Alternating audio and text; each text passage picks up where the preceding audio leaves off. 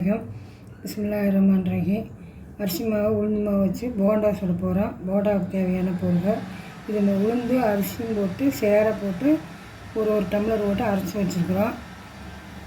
இது கடல மாவு கொஞ்சம் பேஸ்ட்டுக்கு, வெங்காயம், கருவேப்பிலை, மல்லித்தழை, பச்சை மிளகாய், இவ்வளோதான். வாங்க வீடியோக்குள்ள போகலாம். கடல மாவு போட்டுக்கலாம்.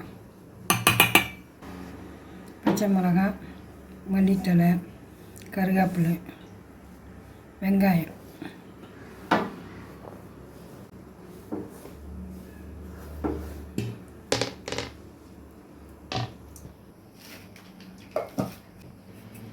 ஏன்னா கல் போட முடியாது, கரையாது. ஆட்டும் போதே அரைச்சோன்னு இல்லைன்னா கல் உப்பு போடக்கூடாது. தூள் உப்பு தான் போடணும். அங்கங்கே நிற்கும் கல் உப்பு.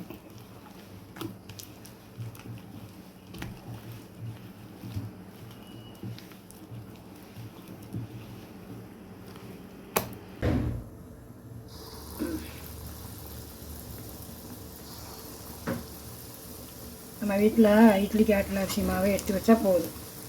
இதில் கொஞ்சம் அது உளுந்து கொஞ்சம் அரிசி மாவு கொஞ்சம் எடுத்து வச்சு கொஞ்சம் கடல மாவு கலக்கி சுட வேண்டியது.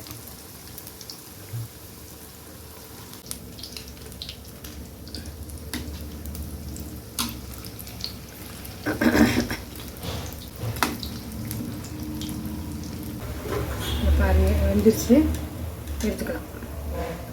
நல்லா இருக்கும். தேவைன்னா சட்னி வச்சுக்கலாம், இல்லை சர்க்கரை வச்சு சாப்பிட்லாம். அதுக்கும் ரொம்ப டேஸ்ட்டாக இருக்கும்.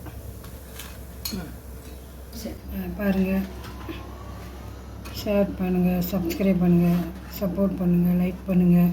அஸ்ஸலாமு அலைக்கும்.